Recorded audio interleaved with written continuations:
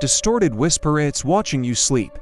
I've always been a bit of a data geek, especially when it comes to my own body. Heart rate, steps, calories, you name it, I track it. A few months ago, I got this new sleep tracker app. It's supposed to be top of the line.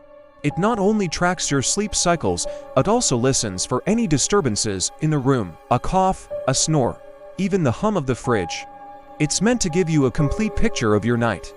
For the first few weeks, it was fascinating. I learned I have a pretty regular sleep pattern, a little bit of light snoring around 3 a.m., nothing out of the ordinary. The app would even pick up the sound of my cat, Mittens, jumping on and off the bed. It would tag it as pet activity. Pretty neat, right? But then, about a month ago, things started to get weird. It began with the audio recordings. I'd wake up, check my report, and find these little audio snippets flagged as an identified sound. The first time, it was just a faint whisper. I couldn't make out any words. It sounded like air escaping a tire, almost. I brushed it off. My apartment building is old. Pipes hiss, floors creak. It's normal.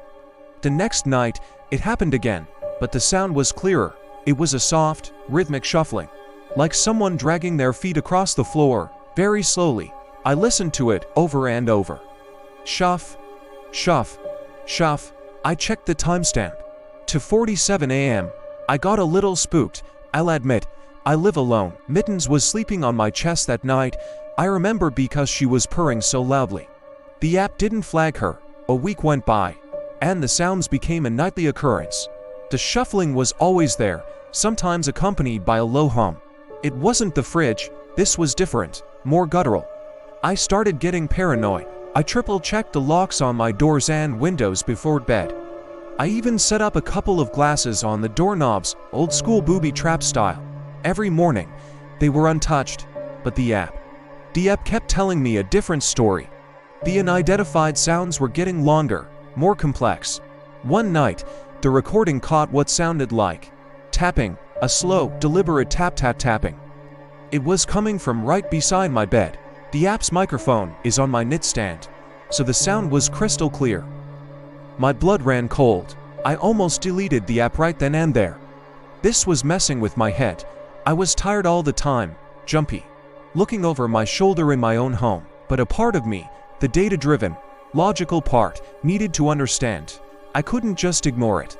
I thought maybe the app was malfunctioning, picking up interference from a neighbor's Wi-Fi or something. I emailed their tech support. They replied with a generic, "We'll look into it," and suggested I reinstall the app. I did. That night, I slept with a baseball bat next to my bed. I woke up the next morning feeling exhausted, like I hadn't slept at all. I grabbed my phone, my hand shaking slightly, and opened the app. The home screen loaded, and there was a new notification. "A new feature has been unlocked based on your recent activity patterns," it said. The feature was called occupancy analysis. My heart hammered against my ribs. Occupancy analysis? What the hell did that mean? I tapped on it. A new screen popped up, showing a schematic of my bedroom. There was a little blue icon representing me, lying in the bed. Standard stuff, but then my eyes were drawn to the bottom of the screen. It was a motion graph, like a seismograph. For most of the night, there was just one line, my own tossing and turning. But then, at 2:13 a.m., a second line appeared. It was faint at first, then grew stronger. It moved in a distinct pattern. It was a series of sharp peaks and troughs, tracing a path around my bed. Pacing. Something was pacing around my bed while I slept. I felt like I was going to be sick. The line continued for almost 3 hours. It would trace a path from the foot of my bed, up along the right side, pause near my head, and then go back down the left side, over and over, a perfect, relentless loop. The app had interpreted the shuffling sounds and vibrations and mapped them.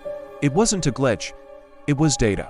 Cold, hard data showing that someone, or something, was in my room with me every night. I frantically scrolled through the previous nights. The feature had retroactively analyzed them. It was there, night after night, the same patrol, the same slow, deliberate pace around my bed. I scrolled back to the first night I heard the whisper. The motion graph was there, too, but it was different. It wasn't a pacing loop. It was just a single, stationary point of activity, right next to my pillow, as if something had been standing there, leaning over me, watching me sleep, and the whisper, was it breathing? My whole body went numb. I couldn't breathe. I was looking at weeks of evidence that my bedroom, my sanctuary, was being invaded every single night. And I had been completely oblivious, peacefully asleep while this thing was just feet away from me. I thought about Mittens. She hadn't been sleeping in my room for the past week. She'd been hiding under the sofa in the living room, refusing to come near the bedroom door. She knew. The whole time, she knew. I had to do something. I couldn't live like this. Calling the police seemed insane. What would I tell them? My sleep app says there's a ghost in my room. They'd think I was crazy. I decided to stay awake. I had to see it for myself. I bought a bunch of energy drinks and a new, brighter lamp. That night, I set myself up in the corner of my room, opposite the door, baseball bat in my lap. The apartment was silent. 1 a.m., nothing. 2 a.m., the building settled, groaning and creaking as usual. My eyelids felt like they were made of lead. The energy drinks were making me jittery, but the exhaustion was winning. Just before 3 a.m., I must have dozed off, my head slumping against the wall. I don't know what woke me. It wasn't a sound. It was a feeling. The feeling of being watched. I opened my eyes. The room was dark. My new lamp had gone out. The only light was the faint glow from the streetlights outside my window. And in that dim light, I saw it, a silhouette. It was standing at the foot of my bed, perfectly still. It was tall, impossibly tall and thin, its limbs stretched and distorted like a tree branch in winter. It had no discernible features, just a column of darkness, a void in the shape of a man. I was paralyzed. I couldn't scream, couldn't move, couldn't even breathe. My heart felt like it was going to explode. Slowly, it began to move. It didn't walk, it glided. It moved along the side of the bed, its form rippling slightly, making that soft, shuffling sound I knew so well from the recordings. It was tracing the exact path from the app. It reached the head of the bed and stopped, turning its featureless head toward the empty pillow where I should have been.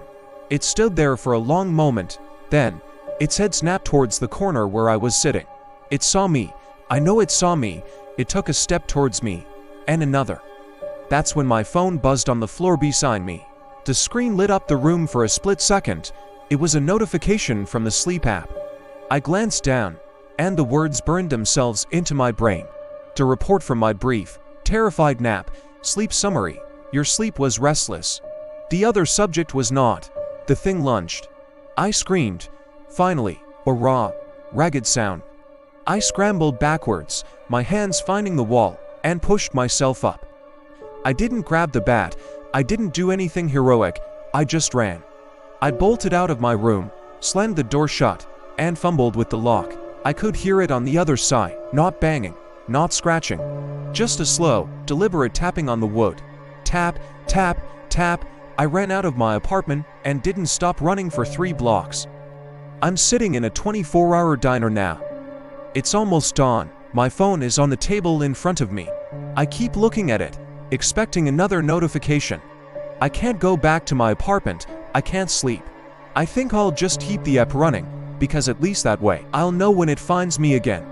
Thanks for listening. If you see me online, say hi. It gets pretty lonely out here. Stay safe.